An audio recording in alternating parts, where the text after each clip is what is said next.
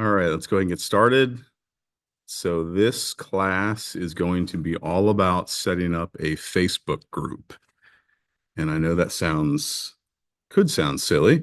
It's actually a very effective way to gain free leads that is just based on hustle. So, so what I've done is basically I'm gearing this towards a luxury group, luxury focus group. So the intent is to gain luxury leads. Um, but I'll say with Facebook groups, the larger the audience, the more successful you are, because when it gets large enough, it becomes kind of its own ecosystem, and you actually spend less time posting and more time managing, but less time posting content because your members post content for you. So just keep that in mind. The more, and we'll talk about this in depth, but so we'll focus on luxury. But if you don't want to do luxury, if you just want to just start a Facebook group for regular leads, you'll probably have honestly a little greater success rate with your leads because you'll have more of them because the audience is larger and your membership is larger as well. So, and it's also hard to discern. Frankly, luxury clients because most of these groups are built around a specific interest. Um, so you're appealing to someone's interests, and sometimes that's very hard to do on Facebook to get down to a luxury, a wealthy client base. Um, Even if you try to do things around luxury goods, you know, even broke people love to buy, luxury goods. So just because you can afford to buy a nice watch or a nice handbag doesn't necessarily mean that you can buy a luxury property. So that said, so everything basically we're gonna talk about. You can apply this to luxury level or regular level, but the main intent is to generate leads and leads that are free, but just based on your work. So let's dive into it. I'll go ahead and share my screen. And then obviously this was all recorded, so we'll provide this afterwards as well. It'll be up on YouTube and our playlist too. So let's see.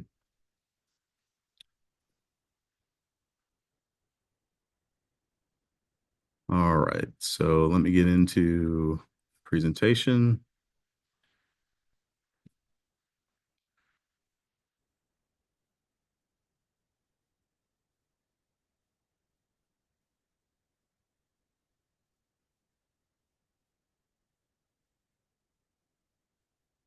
Okay. Somebody come off mute and just let me know that we're good. You guys see that fine?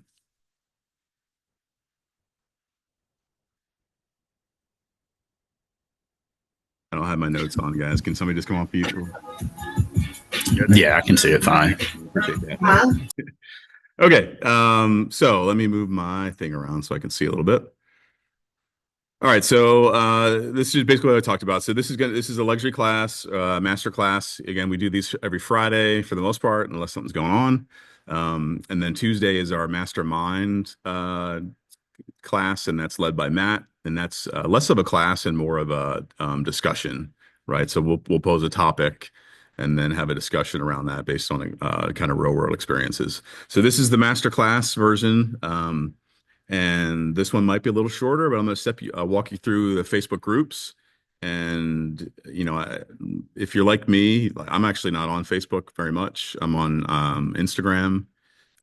So there are no Instagram groups. Just to by design, that platform doesn't support that. Um, but I'll tell you, there's a ton of people that are on Facebook, and especially in the demographics here in our market, um, which skews a little older. Um, and I'm in that demographic now, so I can say that. They use Facebook quite heavily. So, and most markets do. Facebook is still the largest, I think, social media company. So, okay, let's dive right into it then.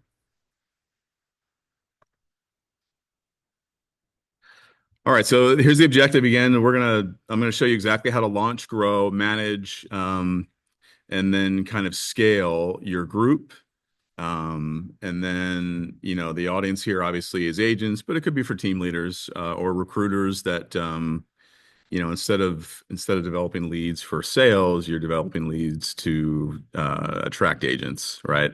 And then obviously, we're under EXP, so with the EXP model, everybody's a recruiter, right? Because everyone you bring in, is an opportunity for revenue share in your downstream. So in reality, it could do both things, right? By the end, you're going to have a blueprint for this. Again, we'll record this and put it up online.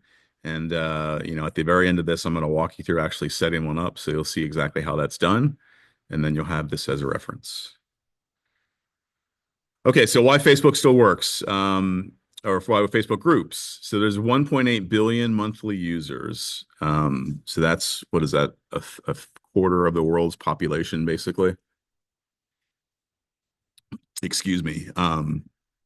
Uses Facebook groups. So most of us that are on Facebook are a member of a group. We may not even realize it. Some of them are public, some of them are private. We'll get into that as well. But Facebook really rewards you. So you see the 2x feed priority. So when they prioritize group content, so Facebook group content over regular posts. So while your post will be limited to the group members, as a group member, when somebody posts on a group you're a member of, you're twice as likely to see that post than just a random person that you follow, right? So that's important. So right away, they're going to double the visibility. So that's what's most important, right? So even without the rest of the algorithm applied, everything you post in your group page is going to get twice the amount of eyeballs. And again, this is all free. You're not paying for this, right? So engagement rates are much higher in groups because people feel like they're part of a smaller community, right? It's a group of shared interests. And usually there's some sort of value when someone posts in a Facebook group. They're not just getting on there and talking about their son's graduation or their recent vacation, unless it's a vacation focused group, obviously.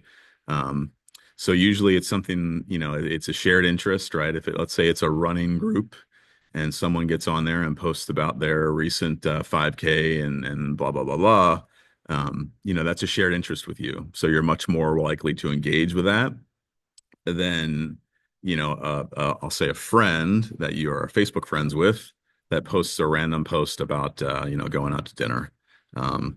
So again, twice the priority in your feed, and then 5 times the engagement rate, and $0, right? So organic reach, right? So you're not paying for this stuff, right? It's obviously it costs you time and effort to build one of these and manage and post content, but you're not paying, right? So there's no meta ads, there's no boosting, and that we're going to talk that in a separate class. I know I promised that last week, but I'm developing that class right now. So Facebook group, I'll just say in summary, Facebook groups are very high performing things to post in. And a lot of agents do this, right? I think the big mistake that a lot of agents do is they'll make it real estate related. And let's face it, no one really wants to get into a group that they know they're just going to be sold to by real estates all day or real estate agents all day long. So the other thing that a lot of agents do is just make it area focused, right? So moving to Sarasota, something like that, that has a little better success rate. But what you'll find is, people that come down here, that they're very interested in that content in the beginning, and then once they get here, it kind of falls off, right? Because they no longer, you don't need to tell them about the top 10 beaches, right? Because they live here now, so they already know this stuff. So once they get here, they're more focused on groups that are, more specific to their lifestyle and their interests. And let's face it, when you get on most of those groups, it's pretty clear that there's a realtor in charge of that because every other post is going to be some open house or something like that. So no one likes being sold to in most marketing, most media. So all of this is a soft sell, or something that is instigated by the consumer first for the most part. So anything that is, on the nose, right? In television, anything that's on the nose is like super obvious, right? And you shouldn't try and include that um, sort of content. Well, the same thing with these groups. So, okay. Let me move my tile around so I can see. All right, defining your group's purpose. Um, so very important. So before you start anything, right, you've got why are you doing this, right? There's a number of reasons, but kind of the common things are building your brand equity, right? You're going to establish yourself as the trusted authority. Um, so remember, this is luxury focused. So we're not real estate agents, but we are problem solvers, right? So you are identifying all of the pain points and interests of the wealthy client, which that's part of our power positioning stuff that we talked about, which is different than normal clients. I'll say normal. I hate to generalize, but we're talking real estate here, so you have to. Um, so they have different pain points, different interests, different things motivate them, right? So you're establishing yourself as a trusted authority to be able to solve those problems. Um, Value first interactions, again, this whole space that you're creating is about providing value and not selling, right? If you come off as selling, no one's going to want to join, no one's going to interact with your posts, and they're just going to know that this is really a realtor, kind of a lead source, and not actually something that's going to provide them value. So you'll see a constant churn of members, and then you'll see very low engagement rates on your posts if that's the case. So you're going to develop a local ecosystem, right? That's the bottom line. You're going to connect, people's lifestyle interests with valuable content, right? And then when it gets large enough, all of your members, they're going to feed it themselves, right? They're going to post themselves. They're going to have recommendations. They're going to have their own ideas. So it's less of a preaching sort of a group, and more of a crowdsourced ecosystem, right? So that's the overall goal. And then, as an admin, or as the owner, well, there are no owners technically, and we'll talk about that in a little bit too. Um, Let me just mute here real quick.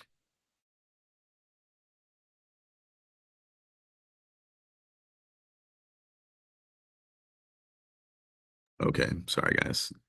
Had to ask Kelly to grab something for me. Um, so okay, so there we are. So that's the basic premise here. This is what you're going to do at high level, right? So what does that mean? Obviously. Um, okay, so the first thing you do is you're going to select the right niche, right? Niche. I always say, well, how do you say that? Very important here.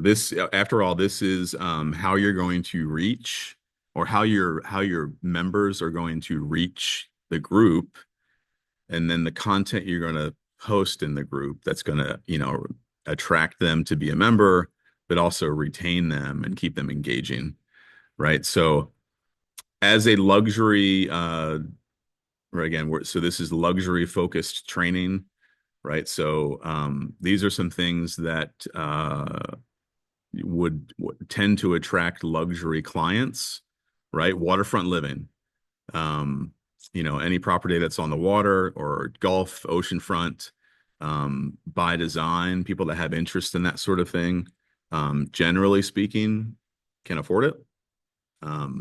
So you're kind of baking in an audience already that is qualified as a luxury client.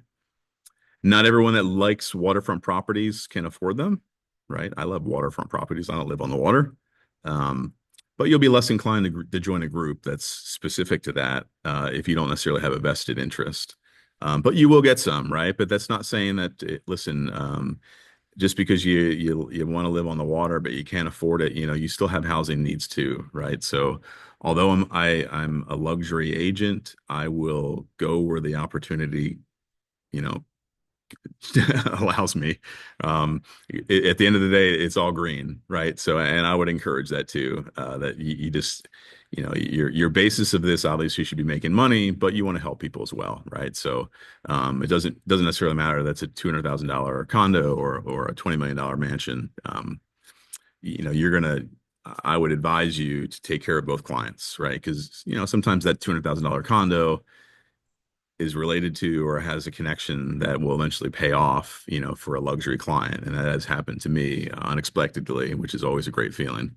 But regardless, so you're going to try and set your niche relevant to the audience you're trying to attract. A common question or a common thought is, do I have to be interested in this? The answer is no. Um, you can post content in things that you are uninterested in completely, especially with the aid of Chat GPT. And we'll talk about how you post content and what that should look like. But you don't have to be into yachting, right? I'm not into yachting. I love the idea of going out on a boat. I don't have a boat. I have lots of friends with boats. I don't have time for boating, but I'm not a boater, right? But it doesn't mean that I can't post content about yachting. Right now, it's not going to be detailed. I'm not going to be talking about the logistics of going through an annual servicing on whatever a motor. Um, but I can certainly relate to kind of that lifestyle, and where I can't, I can fill in the gaps with AI. So don't worry if it's not necessarily your niche or that interests you. Again, your whole intent here is to create an ecosystem that you can indirectly farm and create clients out of. So pick a niche, right? If you don't necessarily want to get into luxury, or maybe this is just too far for you, you can do an interest, right? Children, right? Schooling, homeschooling, investing, finance. I'll tell you a very popular niche and one that gets a lot of people into it. And once you kind of post a few things, the content really just kind of builds on itself. Are buy, sell, swap sites, right? So I actually don't know if there's a buy, sell, swap site in Sarasota. I'm sure there probably is. I'm sure there might be a few of them. Um, but those are very popular, and it's an easy thing to start, an easy thing to get people into because, most people, even if you would never do that, you would never actually buy, sell, or swap something of your own. People are interested, right? People love looking and seeing what's available. And oh, this moped just came on. Somebody wants it, but there's drama because, blah, blah, blah, blah, right? That's like great content. So those are very popular. You can select a niche within that, right? So you could do buy, sell, swap motorcycles, right? Buy, sell, swap boats, buy, sell, swap, whatever, handbags, watches, farm animals. Actually, I don't know if Facebook allows you to sell animals. No idea. Anyway, so those are very popular. Again, you don't just so another important thing with the niche is you're not selling to everybody, right? Everyone that becomes a member of this isn't going to become a potential client, not because of their choices, but by what they do.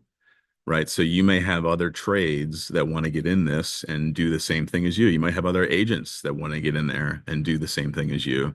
Now you're going to have to decide whether you want to allow that or not, and then police that content. Maybe you feel like you're the only agent that should be in this. Um, that's fine. But you're going to want other trades, other businesses, and we'll talk about why that's so important. But again, you're trying to develop a whole ecosystem, right? So if it's about waterfront living, it would be great to have, charters in there and boat people and anything that's related to waterfront living. That way they can post content, right? It's not just you.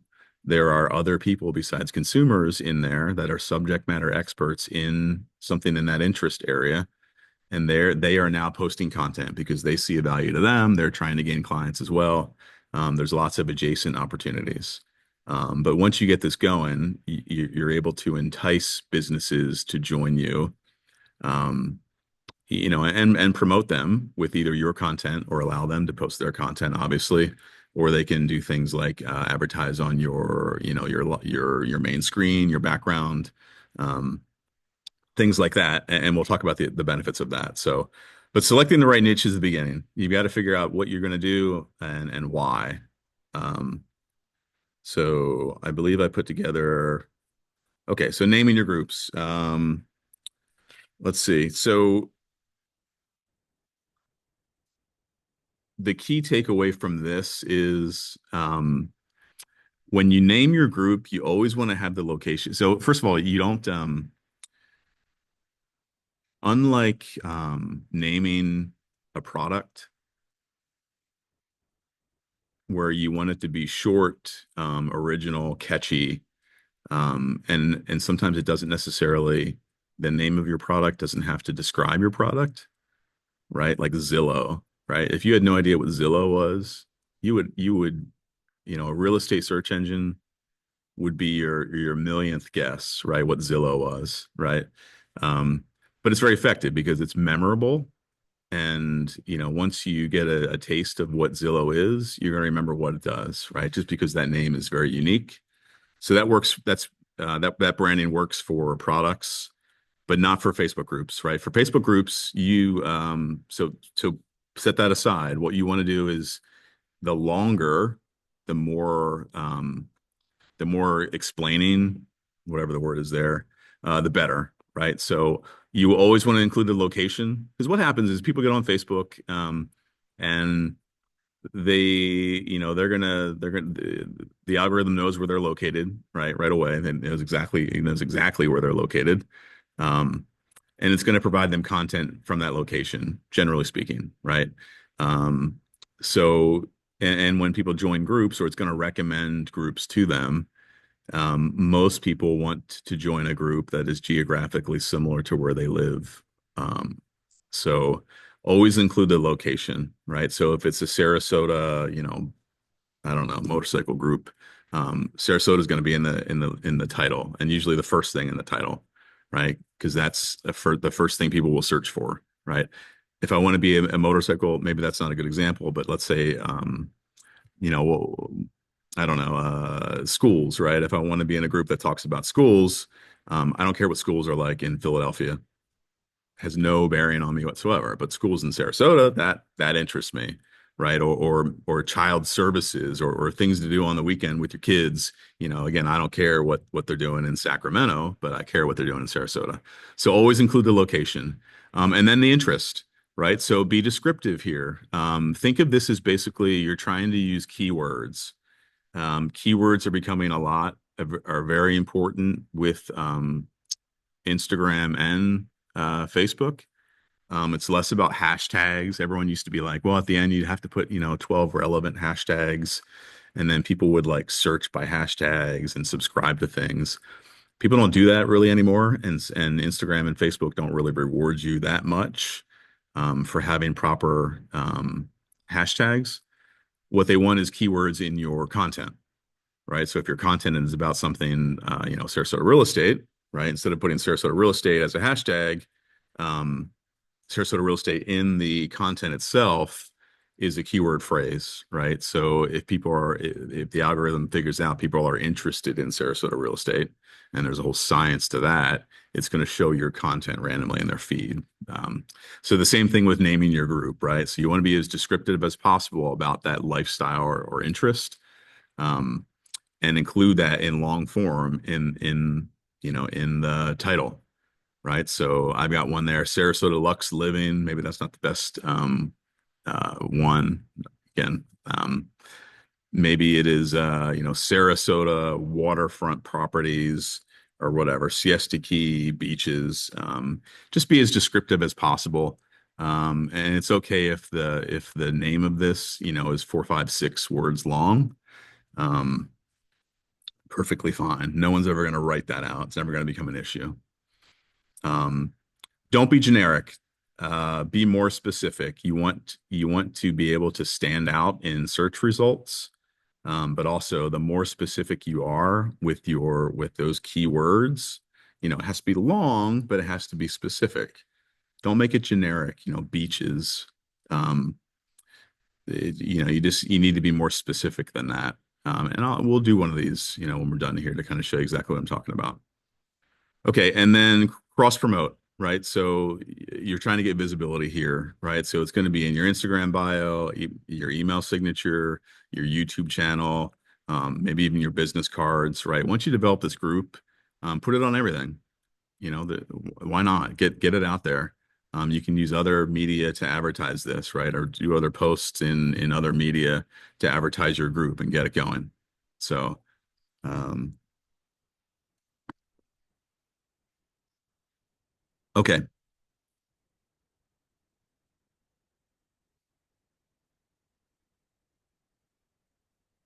All right. So setting it up. So when you set up a group, and again, we'll go through this, there's a few ways to do that. You can choose to keep it public, or you can go private with it. Um, so I always recommend if we could go pub or start public. Um, what that does, it makes it discoverable in the growth phase, and then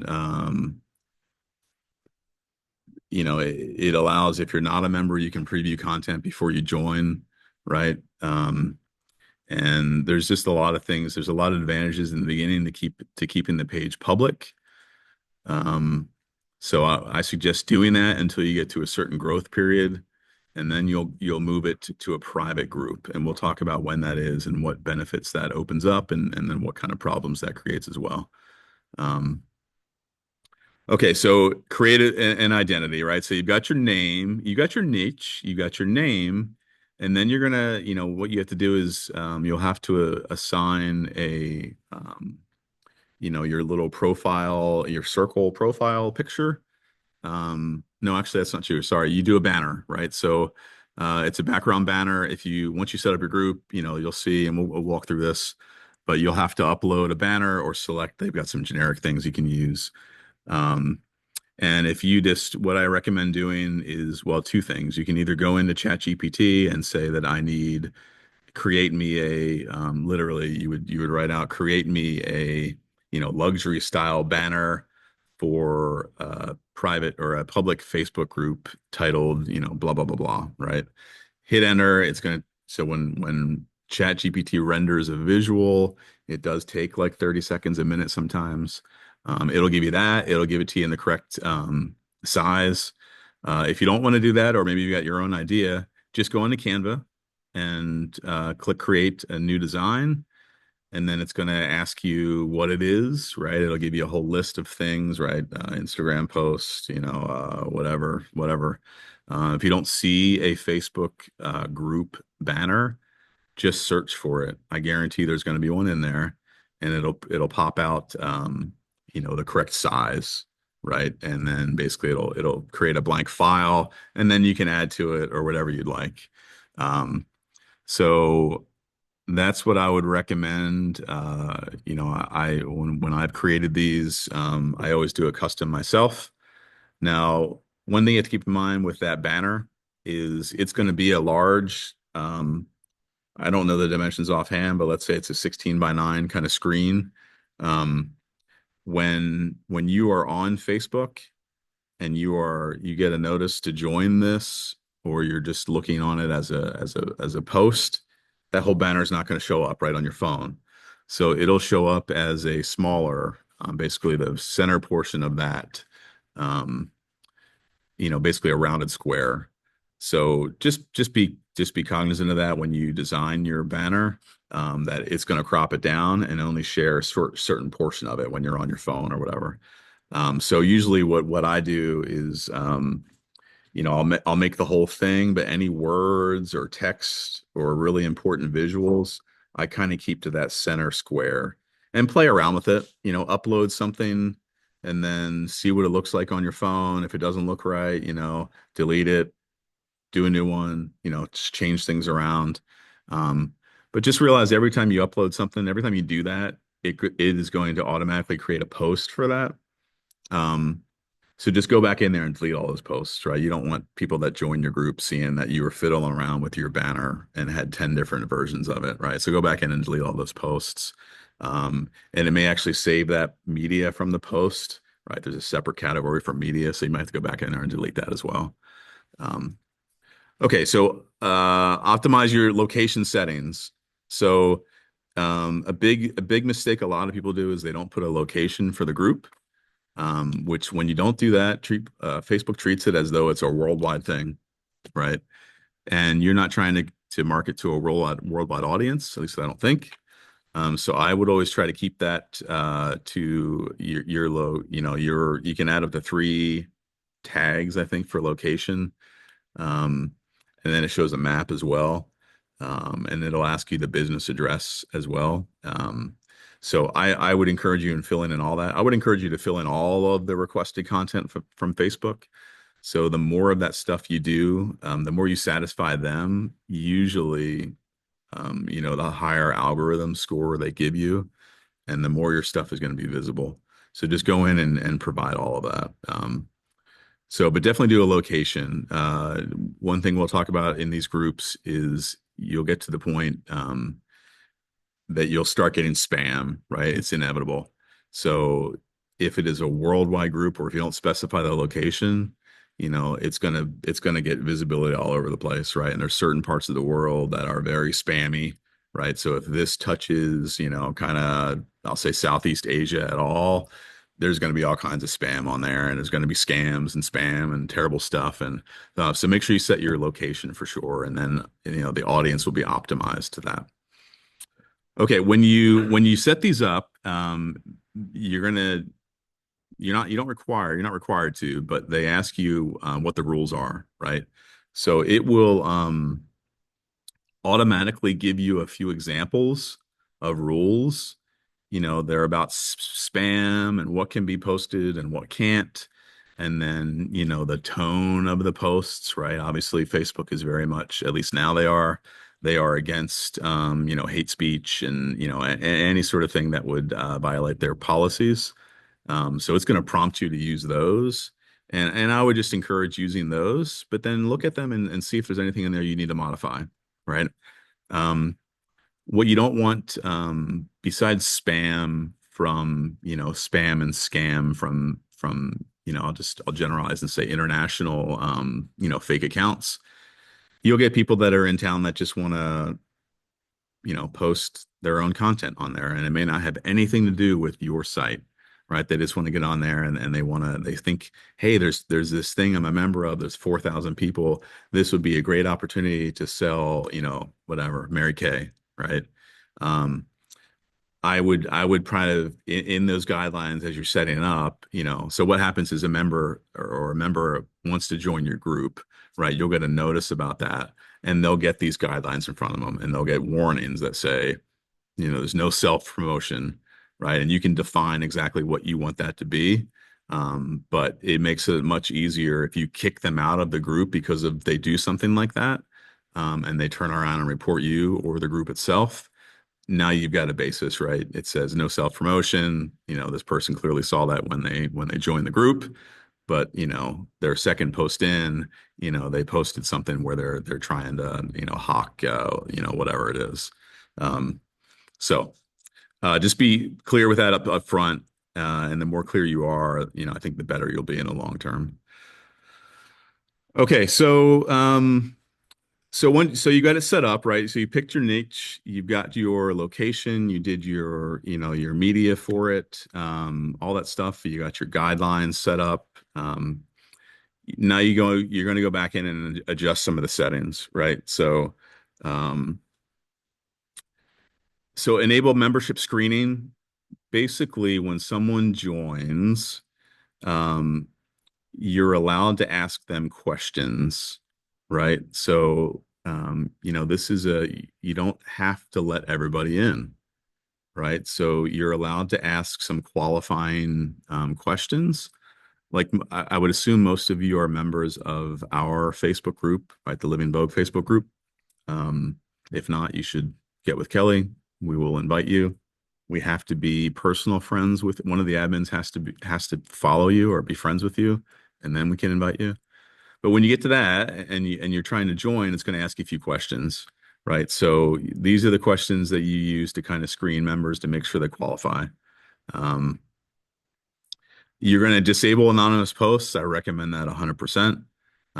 If people know that they can post anonymously, they will.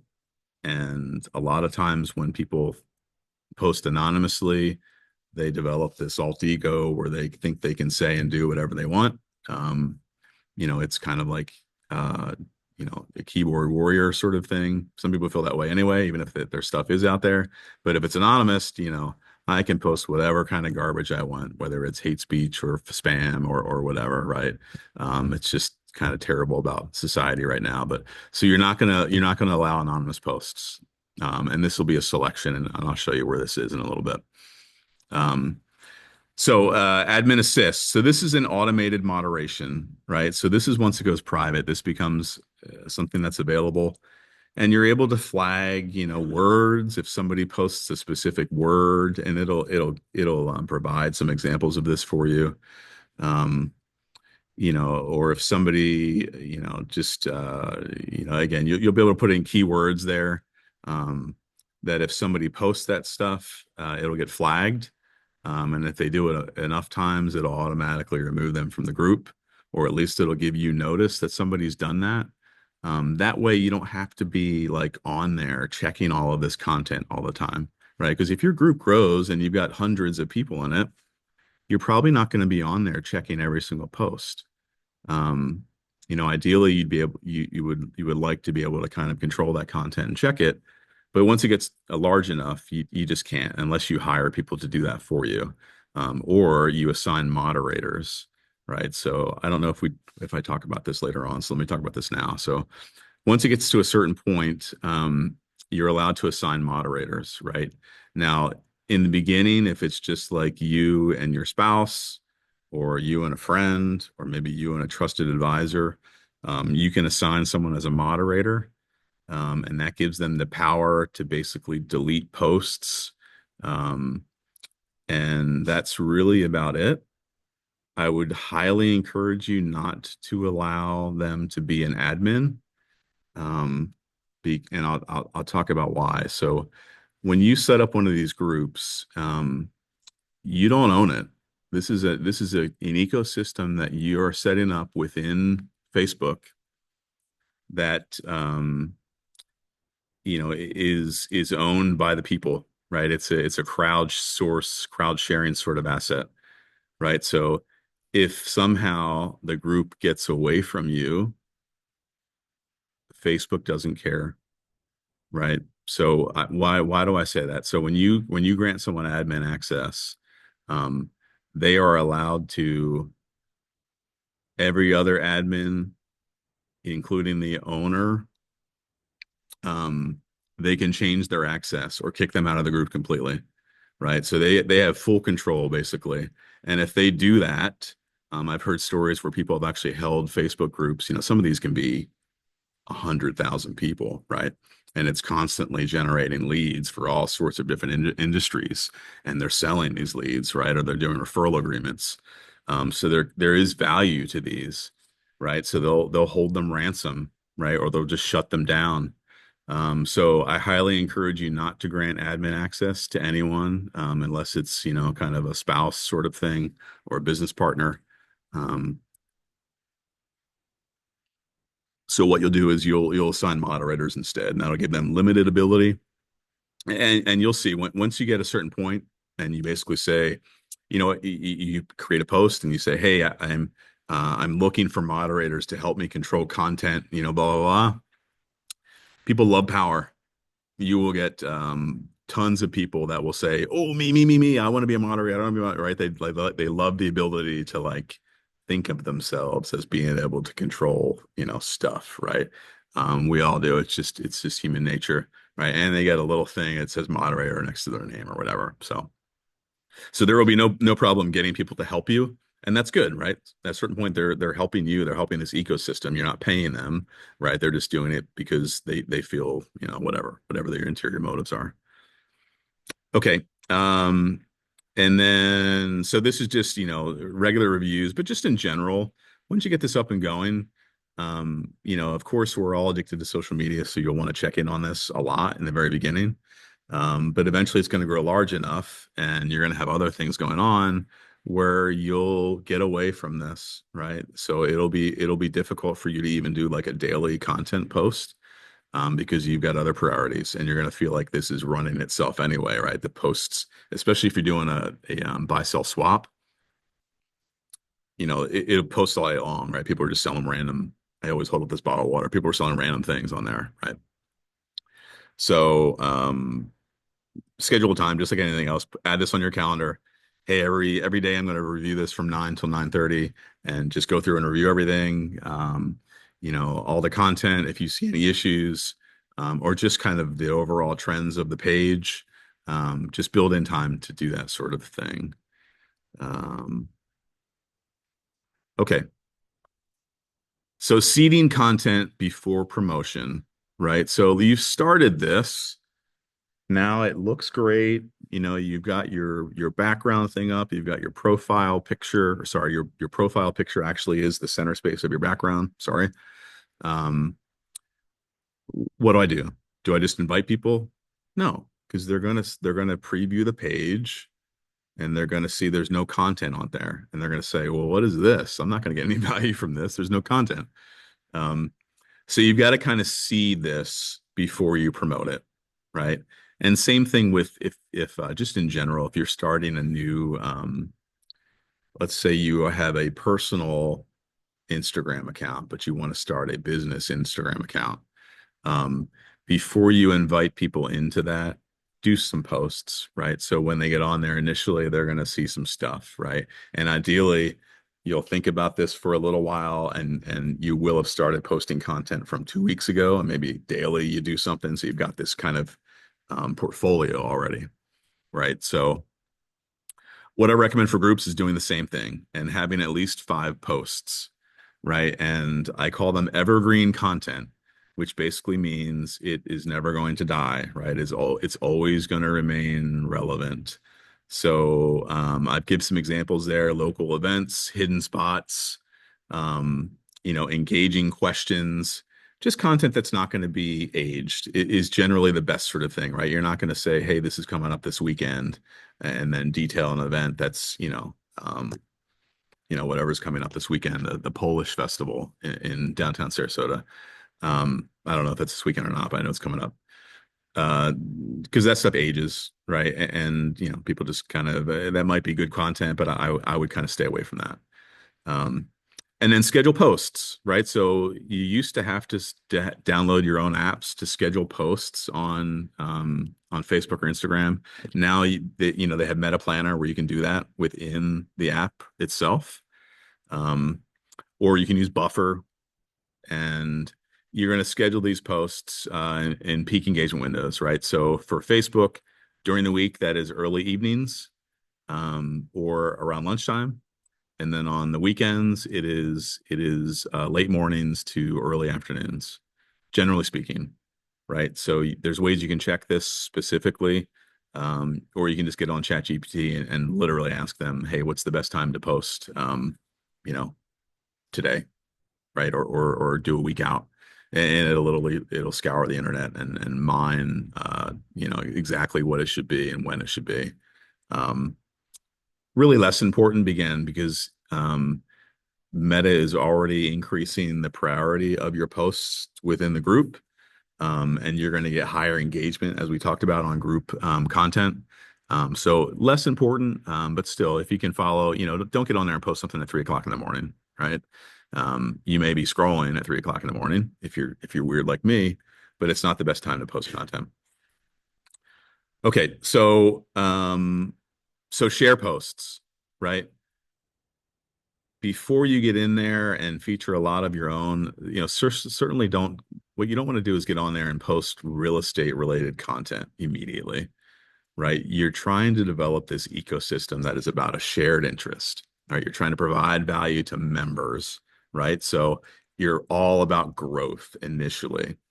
What you don't want is you invite somebody and then they're like, "Oh, let me check this out," right? They preview it and they get on there, and the last thing that was posted was your open house, right? In a bowling group page, right? First of all, you're never going to do that anyway, but if it's a hard sell, they're going to be a hard no, right? So hopefully you're going to encourage posts from other businesses and content providers, right? And they'll start in your ecosystem right away. So it's not just you, it's other people. Um, if you can't do that, share posts into your group, right? So if it's about bowling, you're going to go into some really respected bowling people or sources, right? And then share that content on your group page. So while it's a post from you, it's not your content. You're providing value through somebody else's expertise, right? And now don't go post 10 things from the same person or page. Go out and do different things, right? And share that on your page. So again, you want to kind of build this up. You want to seed the content is really what I say. Um, so let's see. And then local influencers.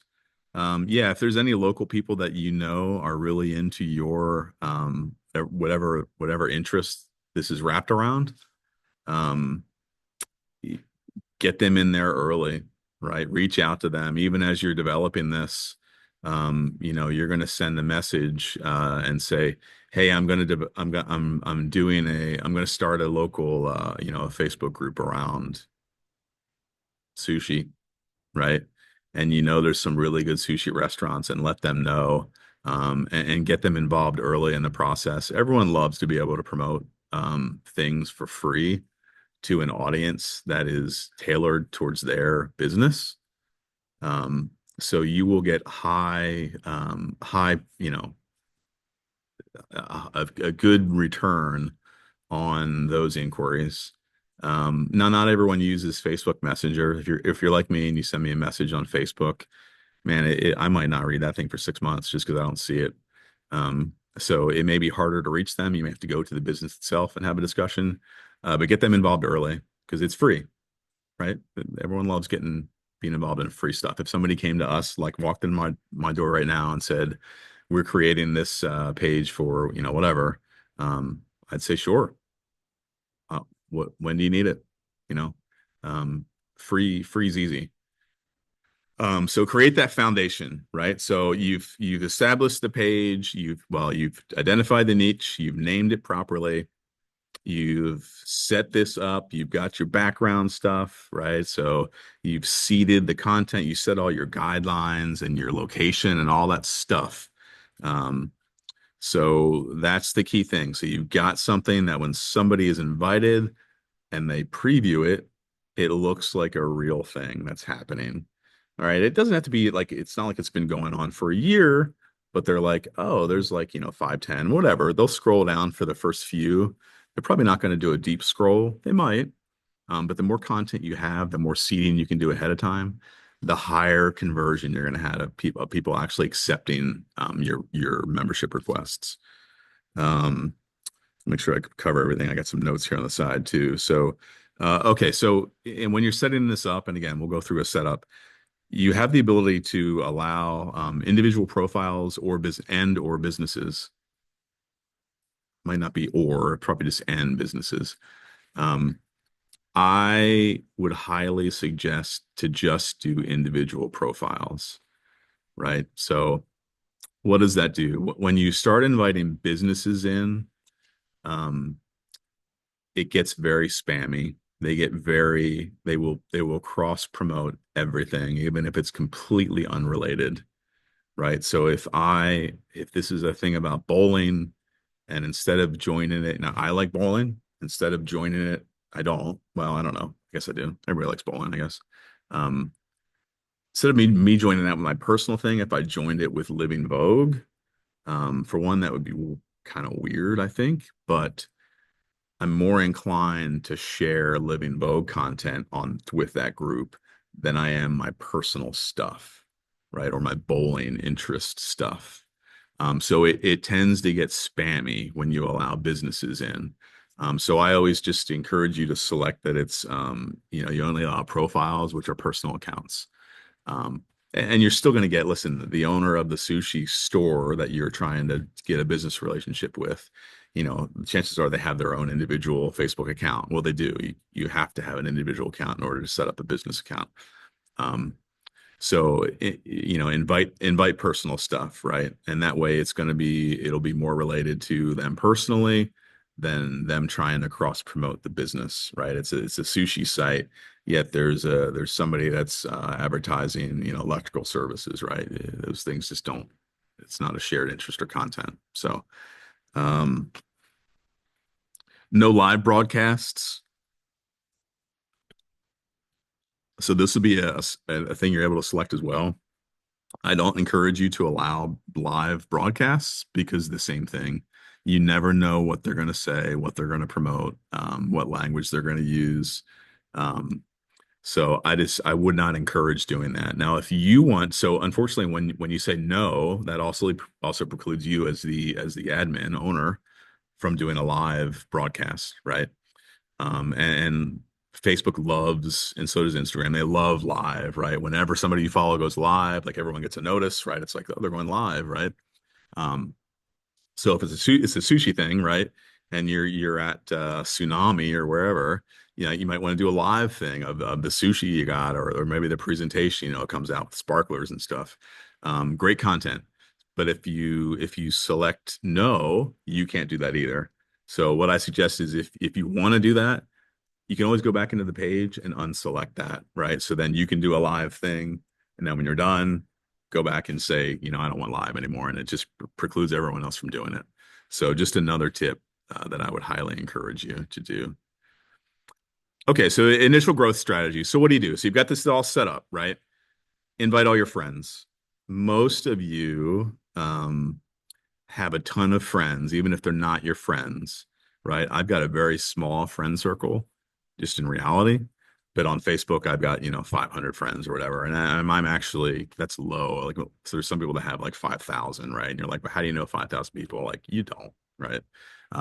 No judgment. And actually, in this case, it's a better thing. So you're going to invite all of them. Um, I will tell you, generally speaking, you're going to get about 25% of that friends list is going to join your group, and they'll support you even if they're not interested in sushi or running or bowling, whatever your group is about, right? um, and that's great. So in the beginning, for one, are you going to sell to your friends and family and that? Yeah, it's another way to reach them, right? But your social media already reaches them. The biggest thing you're trying to do is build up numbers, because with numbers comes credibility. So when I send or when I find your group, or if you send me an invite, whatever, when I get on there and preview and I see, okay, there's some content that looks like it's valuable, and I see that there's also 300 followers. Huh, okay, there must be something here that's valuable, right? I'm going to follow this too, right? I will tell you over time, your friends will unjoin, whatever the word is, like they'll leave your group silently, because although they're your friend and they want to support you, they really don't want to see your posts about sushi or bowling or running, right? So they'll go away, and you're going to replace them over time with actual prospects, right? That actually care about stuff. But in the beginning, it's all about getting as many members as fast as you can, right? Because the more you have, the more credible your site is, and the more people will want to join it. Um, so I want to talk about boosting right now. Again, we're trying to focus on free stuff, but you can boost posts. Um, okay, so you have badges, right? So you can assign badges. So you can do a founding member badge, right? So if you're an early person, they'll get a founder's badge. Or if, Facebook gives you some automatic ones about like frequency of content and stuff like that, or most engaging, you can add badges to that. People like badges. It's just, everyone likes getting trophies and things like that. So it's a way to just kind of create like more of an exclusive feel. Um, and then you can provide guides, right? So we'll talk about this in a little bit. But let's see. What else do I want to cover here? So, okay. An important thing with well, let's talk about guides and things like that. So again, you want really just bodies in the beginning. But let's say one of your early posts is name it's let's say your group is about sushi, right? You can say, name your favorite sushi place, locally here in Sarasota, right? And you're going to set up a poll basically where you're going to list out things and people can select, and then you can allow them to suggest things as well. You're going to create content. People love those. People love polls, right? And they love, either talking shit about something or really if something's good, they'll post about that too, right? So those are very engaging, right? So you got that stuff. What do I do with that, right? So the or a thing I recommend for real estate, again, this is an indirect sell, is reach out to everyone that responded to that and say, hey, I'm building a guide for people that move into the area that love sushi that we do, that talks all about sushi. Thank you for providing your idea or voting. I'm going to use this when I develop the guide. Would you like a copy of this guide when I'm done? Very unassuming. You'll get 9 times out of 10 people will say, sure, cool. What's your email address? I'll send it to you, right? And you're capturing an email address, right? So now you've got somebody that you can put into your CRM and you're going to send them something of value, right? It's going to be that guide. Now, yeah, you got to actually do the guide, right? But it's going to be geared towards people moving into the area, right? So there's an expectation of buying real estate, right? Um, so and you've given them something in exchange for providing their content. You've gotten an email address and a potential prospect, and you've implanted the idea of moving into the area, right? So now it's like a moving, right? So it's like a soft sell on real estate, right? So if I'm in the market of, hey, I know somebody's going to move in the area, right? If I live here already, or let's say you're not from Sarasota, but you want to move here and you like sushi, okay. Or maybe I want to sell. This person knows people that are moving, right? They're doing this for movers, right? There's a potential for a client baked into that in a way that is very soft. And again, you're building your CRM, so you're going to put them in a drip campaign that is a very soft sell of real estate stuff, right? Not hard, but soft. You're providing value, right? And we'll talk more about how you do soft selling and stuff in different classes, and we've done a lot of that already. But that's just one example of that.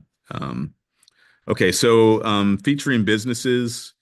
So I talked about a little bit. So obviously, if this is about sushi, you're gonna go talk to sushi places, right? Um, you can incentivize them to become members. That's easy. But what you really want is for them to invite all of their friends to your group, right? So how do you do this? Well, for one, ask, right? So a lot of times they'll do that because they see value. Like, oh, my friends would really like to be invited to this group. It's not by me, but I'm developing a relationship with the owner. They're going to allow me to post content. They're going to kind of do some promotion. Um, so that's one way, right? So then they invite all of their friends to the group, and all of a sudden your group has doubled in size, right? And you're going to do this with every sushi place, right? You're going to make it seem like it's exclusive, but you're doing this to a few different people.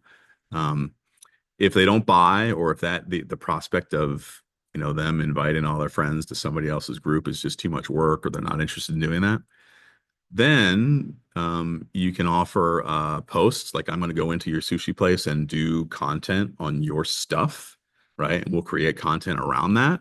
And that's relatively easy. We're not talking high production value stuff, right? Maybe you're just getting some sushi and reviewing it. Or maybe they're participating in, giving you gift cards, or you're promoting something. So that's all easy stuff, right? Or you can say, hey, I'm going to offer your business. I'm going to feature you on my background image, right? So I've got this group. I've got 300 people in it. They all like sushi in Sarasota. When they log on to the group, the first thing they're going to see is that background, and it's going to say Tsunami Sushi on there, right? So you're going to get advertising for all of those eyeballs, and they're on there, 2, 3 times a day checking out the content, right? And you're going to do that, right? And maybe it's a 30-day period, right? You're basically using that square as marketing material. Actually, not really on the square because the square is going to be small. People can't see that tiny square on their phone. But when they log in from their laptop or something larger, or even on, when they do log into the group page itself, it doesn't show the entire background, right? It scales it down. But there's an advertising opportunity there, right? Um, you have an audience that is geared towards their business. Um, that is an advertising opportunity for sure. So I wouldn't, you can monetize that obviously if you at some point when this is successful and you've got a large audience, you can monetize that and say, hey, I'm going to give you a month of access for $50, whatever the number is. But in the beginning, I would encourage you to offer that space in return for them inviting all of the people in their sphere to be members of your page, right? You want growth, basically, is the bottom line here. Um, okay, one thing I want to mention here as well is Facebook has a knack for like kicking people off of things and just randomly deleting things just in general. Living Vogue was a victim of this like 3 years ago on Instagram. We were putting Instagram in prison. No explanation given. I had to basically pay a third party a ton of money to get back on it. I felt like it was ransom. But that's how they are, right? So what I encourage you to do is when somebody joins, you're going to get access to their information. Um, and you're going to build in some questions, right, in your guidelines that maybe give you more information. But I would encourage you to mine that data and stick it in a spreadsheet all the time. For one, people are going to drop out of membership, right? So they'll leave and you won't see who it is. So every now and then put that into a spreadsheet so you know exactly, who these people are. And if your stuff goes away, then you got a bake list of the prior members that you can, I won't say easily start a new one, but at least you've got that baseline where you can invite people based on who was in it in the past. Or if you do something new, then you've got an automatic audience that you can invite in, right? It's just good to kind of keep that stuff recorded just based on Facebook's policies. Okay, let me try and wrap this up. I've been talking about this for an hour already. Okay, so managing membership, we talked about this a little bit. Enforce your guidelines. All this stuff is very important, but since we're just in the active time, I will go through this. So data collection. So I'm a big fan of something called Zapier. Um, Zapier basically connects almost any online thing to your CRM, or you can go to your CRM, or you can get a text or an email. It's basically a connectivity thing, right? So as somebody, if there's a qualifying event or when they join and you have questions in the beginning, you can set it up so that those questions, well, first of all, when somebody joins, you can set it up so that you'll get an automatic text, right? Or if they provide an email address, you can set it up so it connects that response through um, Google if you use Gmail or Outlook or whatever your email, and it'll send an automatic response, right? And you can connect that, or it'll link it directly to your CRM, right? It basically you tell it what to look for, and then it takes that data and sends it to your CRM, right? And so you got to be able to catch it as well, right? So at some point we'll go over Zapier as well, probably when we do our Facebook leads stuff. Specifically, I'll talk about Zapier. It's another service. It's a monthly fee, not terribly expensive. But basically, there's all sorts of opportunity to build your CRM with data, with clients, with names and email addresses, right? So I encourage you to do that as much as you can. And sorry, we're going to go over here. This is a class that could take 6 hours. So, but what I'll do is if you have interest in doing this, schedule a time with me and we'll do a one-on-one call or come into the office and we'll actually set one up here. So, content-wise, the polls work great. I would encourage you because everyone likes to participate in polls. If let's say it's a waterfront luxury listing group, or not luxury listing, but waterfront lifestyle group, right? Um, uh, you know, A provoking poll is, if you live in a waterfront property, would you take an offer that's 10% over your estimate? Right. Short, sweet. It's not like it's not overly evident that you're a real estate agent trying to get leads out of that, but you're going to get people that respond yes, no, and then in the comments they're going to say Zillow sucks, or I'm never selling, or I'll never be able to get the money out of this, or whatever, right? You're going to get all sorts of random stuff, right? Um, but people that say yes, or the people that say no, or people that engage, you know, again, you can capture who that is, and you start an instant message with them, just like we talked about before that example. And it's a soft sell into converting them into either sending them something, hey, just in case you're wondering, this is what your house would actually go for, and you send them a CMA, right? Um, so that's how you soft sell into the real estate realm. Um, Now, if it is about waterfront properties, then yeah, posting a waterfront home, occasionally would be appropriate, right? It doesn't have to be your home, right? You can have a link to a house that maybe has a really cool waterfront feature, and you can do, this home is for sale, guess the price, right? Whatever, something like that. It's more appealing, and not just like there's an open house on Sunday from 1 to 4, right? Now, an open house could be effective. You could be like, hey, everybody, I just saw this really crazy house. It's got this waterfront feature. Um, if just if you guys want to go look at it, it's open to the public this Saturday from 1 to 5, right? That's an indirect sell on an open house, right? It's not like a generic open house post. Um, Okay. So and off market stuff is golden for this, right? If it's not listed anywhere, now you got to be careful because you're in the public realm, right? Um, but you can indirectly advertise off markets, right? Hey, I've got a ridiculous house that I know is off market and for sale. Reach out to me if you have interest, sort of thing, right? You're at that point, you're not directly marketing.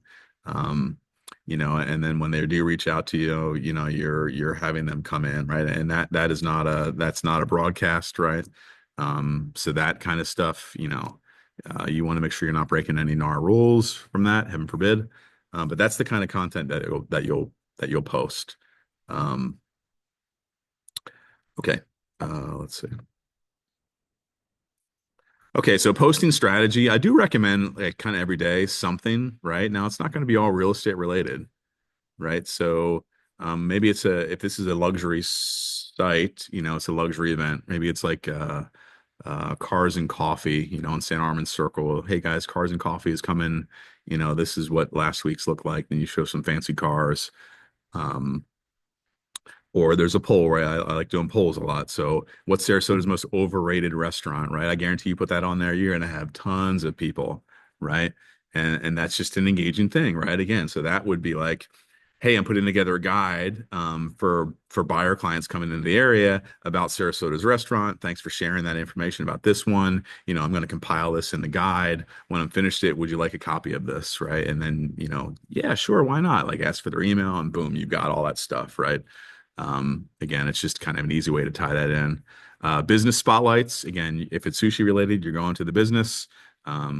Or you're reaching out to members and saying, hey, has anyone gone to this? Next time you do, take a video, right, provide some content, right? Leverage that, get other people to do it.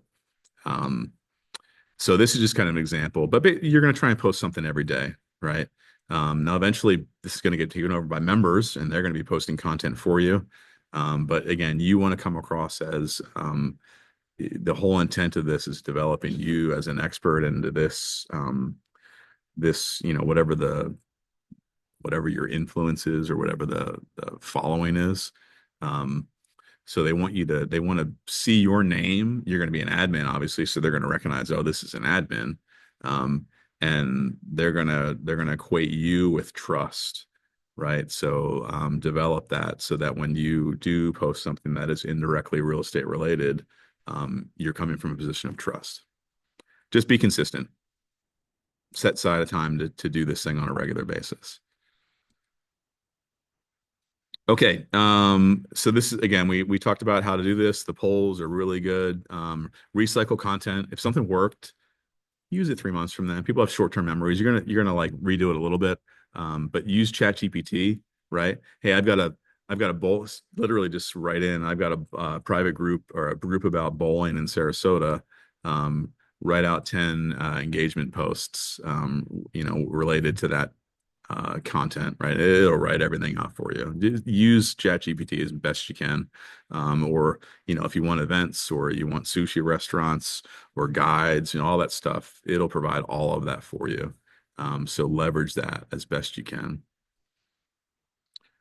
Okay, turn 10 members into leads. So we talked about this, right? So um, you're going to do those things with the polls. You're going to offer reports. A big thing is if is guides, right? So buyer guides to the area about that interest um, is the easiest way to do it. Or listing things as well, right? If your poll is about Zillow's prices and or whatever, right? Those are kind of more of a listing lead, right? You're going to reach out and say, yeah, hey, I'm also a real estate agent. If somebody actually offered you 10% more, would that be something that interests you, right? It's a soft sell, and it's a no pressure sort of thing, right? And that's how you develop, right? Or hey, I'm same thing. I'm developing a seller's guide for Sarasota, and thank you for providing your answer. I'll include this data in part of what I'm developing, and when it's done, would you like me to send you a copy? Right? It always end with like a copy, something you're going to provide a value and a call to action, right? That's easy for them to be like, yeah, sure, right? If you make it sound appealing enough, sure, why not? I'll take one. Great. What's your email? Right? Now you know. Now they may not want to sell, but it's in their head, right? Maybe at some point they will. And that's the whole point. You're growing your sphere of influence. So while you might not be working with them directly, the next time, right? They're on your drip campaign now. They know who you are. They know that you're interested in selling that property. You've engaged with them a little bit. That's a great lead, right? It's not going to pay off immediately, but over time it will, right? Or if you indeed have a buyer client and they're looking for a waterfront property, you're developing a whole list of potential off-market properties, right? I know that they would sell their house for 10% above Zillow, right? If I came to them and said, hey, I got somebody that wants to look at your house. Are you open to that? Sure, why not? Tell them to give me a number, right? Make me move, right? That's the whole intent of this. Okay. Scaling. So um there are some people that do Facebook groups. There's literally an agent in EXP that has 178 Facebook groups, and they are across the country. And she started in her neighborhood, or her in her neighborhood actually, and then it grew to her town. And then she said, well, why can't I do this in Jacksonville and in Houston? Do the same thing. I don't need to live in Houston to develop this group. I can do the same thing. I can seed it, grow the membership, and then they post content. And then what you're doing instead of, work, actually converting leads yourself, you're selling referrals to those leads, right? So it becomes a referral based opportunity. And then, you're literally, it runs itself and you're collecting, 25% on the deal that comes out of it. Okay. Monetizing, we talked about premium placements, right? Again, you can sell that space to businesses, an agent referral network, like I talked about. You can refer leads in and out, affiliate partnerships. Again, I don't want to talk about this too much, but if it is a luxury, if it's about sushi, maybe there's a luxury brand associated with that. That's less luxury and more just a general consumer thing. Um, but all that stuff, there's an opportunity to monetize besides just getting leads and trying to close real estate. It's smaller, certainly, but all that stuff helps. If you can sell ad placements or if you can post content and they're going to give you, maybe it's not necessarily a monetary thing, but they're going to give you a gift card or something like that. Or they're going to allow you to eat there, for free, give you comp meals, all that stuff has benefits, obviously. Uh, okay, so we talked about this a little bit. So shutdown, when it gets so big, And there's just an opportunity for Facebook to do crazy things. So you're going to regularly back up that data. Always avoid sensitive subjects. Don't allow posting on religion, political content. Um, anything, obviously anything that would violate community guidelines or hate speech, stuff like that. Get on there right away and just police that immediately. Um, so that's just my advice. Of course, if you want to do something about politics and that's your thing and you want to market to that, do you? I just, generally speaking, I try to stay away from any subject that has people on either side, haters on either side. You'll just get caught in the middle. So, um, okay, so just a good rule of thumb there is constantly back things up because you never know. You might wake up one day and the Facebook group is gone, right? They shut it down because somebody posted some content that they didn't agree with, right? It happens a lot, actually. Okay, so this is the summary. So why don't we go in real quick? I know we're over. I apologize, but I'm just going to show you. So, all right, this is my Facebook. Don't judge me. This is my personal stuff. So again, you're going to have to create one of these as you're logged into a personal account. So when you're on here on a laptop, it's much easier. You'll see over here, so your shortcuts, these are all the groups that I'm in, right? There's a whole list of them, right? And as you can see, this over here, for our, let me just click on it, right? This is our private EXP group, right? See how I have the logo and stuff right in the center? That's because when it crops it down, this is what it shows up with on the top left over here, right? It crops it down. So, and this is, what you typically want to do.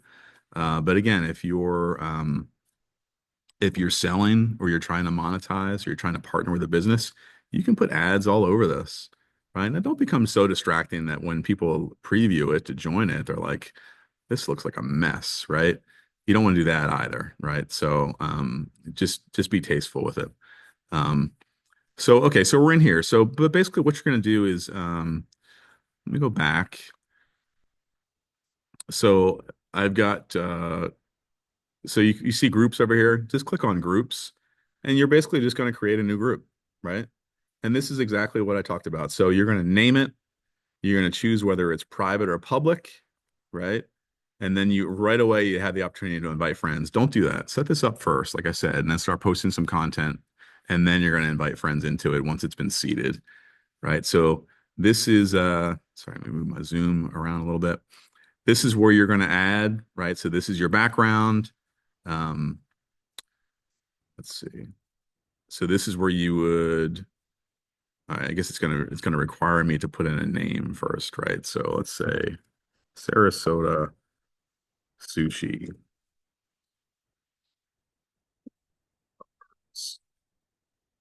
Um, Again, you're probably going to do more long form than that, but at least I have the name, and then I have, hey, this is for sushi lovers, right? It's going to be public. I'm not going to invite any friends, right? So I'm going to create this. All right, it's thinking about it. And then this is when you can go in and you can actually edit this. So this is going to be where you would click. You can use the photos you already have, stuff that's on your computer, or you can upload a photo, right? So that's where you go into Canva or ChatGPT and design this background. And that's where you're going to upload it. And then just keep in mind, it's going to crop that down to that center little kind of rounded square, like as you see up here in the left corner. And that's when it's going to look like for people when they're on their phones and most devices. So once you do that, you basically go through all of these tools, right? And you're going to set up all of the stuff, right? So, go into this group settings. Um, you're going to, if you have a description, and I would add a description, right? So, click the little thing. That's where you can rename it if you want to, and add a description, and it will give you a character limit. I don't think it does until you start writing stuff. Could be wrong. But if you don't know what to put in here, go on ChatGPT and literally say, I need a description for a private group in Facebook that is all about Sarasota sushi lovers. And it will spit that out and it will be optimized for searching and all that stuff, right? Um, and then you're gonna save it, obviously. So let's see. It may not actually let me do some of this stuff until I write it in. So let's just do save. And that once you do that, it opens up all this, right? So new member intro, right? So all this stuff you're going to fill out private, high group, you're going to keep it visible, location, right? You're going to put the location in here, Sarasota, Florida, right? You can put in different ones, right? So I said, I think it's three, up to three you can add. So maybe you're going to add Tampa, you're going to add Bradenton, whatever, Venice. Um, and again, that's going to like customize the audience to be more local, which for this you would want. Um, you can mess with the badges, right? So you're gonna reward people for posting content, or you're gonna do a founders badges for the initial members. Um, so again, so participation approval. Um, so you can have this set up so you have to approve comments or you just let them post. I would recommend just let them post and then go back in and moderate. Who can participate, right? We said always make sure it's profiles. Don't allow business pages. Right? So we're going to say only profiles, right? Because when you allow business pages, it encourages people to kind of cross promote their own businesses that are sometimes, most times, completely unrelated to Sarasota Sushi, right? They're going to post about their garage door business, and that's going to turn people off to the group. So anonymous participation, do not allow that. Keep that off. People become keyboard warriors when they are allowed to post anonymously. Post approval, post, so edits, if somebody wants to edit their post, you have the ability to approve that or not. I say just let people post and then you moderate. Um, so you can do all this, right? This will be, do you want them to do events? Sure. If they want to put on there about some sushi event, that's great. Moderate the content. If it's event about um, their open house this Sunday, it's another agent that gets on here and they post that, go back in and delete it, right? And then let them know why you're deleting it. Um, Same thing, files. You can let them do anything, right? I said live broadcast, so I recommend turn this off, right? So you're going to remove that because you don't want people getting on there and you just never know what they're going to do live, right? Um, so allow them to do reels, all that sort of stuff, right? Um, Okay. So you're going to go through and you're going to set all this up, right? And then you're going to do the initial post. And that's it. This is easy, guys, right? And at some point you're going to go over to people, right? And you're going to invite everybody, right? So all of your it's probably hidden. Yeah, okay. I couldn't see that. Sorry. Invite. So if I click invite, it's going to, ask me right away, do I want to invite people that are my friends? Right. So you have to be friends with them, first off. Or you can send in emails, right? You can send batch emails to people as well. So if you got email lists, again, like if you've already created a group, download all of those emails and then you can upload it in here and invite everyone, right? Or if you already have a CRM that has emails in it, you can invite all of them to this as well, right? Download the CRM to a CSV pile, and then you can invite people that way. And then get it going, right? Again, you're going to have initial success with your friends. They're going to get in there to support you. So you're going to build content, you're going to build members, and then you're going to invite, you're going to work on engagement to invite people, and you're going to see that people will find your group organically and join it. And that's it. Just remember you're soft selling, right? So you're positioning yourself as an expert in the area first as sushi, and then you're gradually selling, building in the ability to sell real estate, right? Indirectly through poll posts, or if it's something like if you're doing a luxury group, if it's waterfront, like the example I gave, you're going to do content about that, right?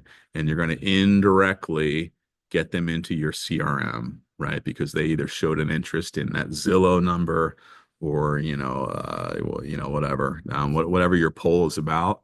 And then once you're in your CRM, I would encourage you to set up your own drip campaign for them, right? It's less in your face. You're not sending them, searches and CMAs right away. It's a slow, hey, this is you're adding value as a real estate agent, but it's not an oversell, right? You want them to be aware that you're a realtor and you share a passion about sushi with them so that when it comes time for them to sell, they're going to remember you, right? So they're in your drip campaign, you're providing them value, you've connected with them in a shared interest. That's how you build your sphere of influence. And that's directly how you're going to get most leads out of this, from building your sphere. And occasionally you'll post content and people will hook, line, and sinker say, yeah, I want to sell my house, and they reach out to you. And that happens a lot with people that use these effectively. So it's just a good source. None of this costs money, right? It's just hustle. And if you're a good agent, you hustle is your currency. So, not everyone can afford to do paid leads and paid ads, and that's fine. You don't have to. But if you don't have hustle as a currency, you're just not going to be successful. So, all right, guys, that's it. That's a 10,000-foot level of Facebook groups and how they can benefit you as an agent, and specifically in a luxury market. But again, this applies to every market. If you really want to dive deep into this, just schedule a time with me and I'll literally walk you through setting up all this stuff.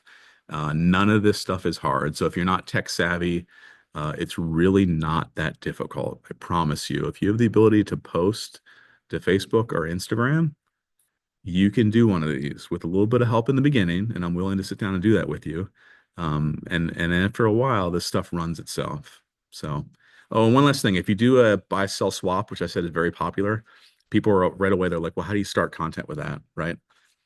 Literally just go around your house and take pictures of things, and you're selling it, right? You're taking a picture of your car in a driveway. Hey, I want to sell this, right? Now you can sell it, right? Typically what happens is, what I'd recommend, and this, sorry if this comes off the wrong way, but if somebody reaches out to you to buy it, say, oh, no, I'm sorry, it's already taken, right? And then they'll disengage. But again, you're building content, right? So somebody that goes on there, if they go on to your buy, sell, swap, and you got nothing for sale, nothing has sold, right? I'm not going to join this group. But if I get on there and I see there's 10 things listed, or that have been listed, right? I'm not necessarily looking at who posted it, or it might just say admin. So they might think, oh, it's just how this works, right? But I'm going to see stuff on there, right? And maybe it's stuff that I'm interested in, right? Be diverse with it. You got a motorcycle, you got a kids, you got a kid seat for the car, whatever. You got, some kitchen appliance, right? Do all that stuff. And literally you're going around your house and you're taking photos of your laptop, right? And this is for sale for $400, right? That's how you build content in the beginning with those. So, all right, guys, thanks for joining me. I apologize for going over, and we'll put this up on we'll get this uploaded to YouTube and post it out in our own Facebook group. And if you're not a member of that, let me know. We'll get you joined, and we'll go from there. Thanks, guys.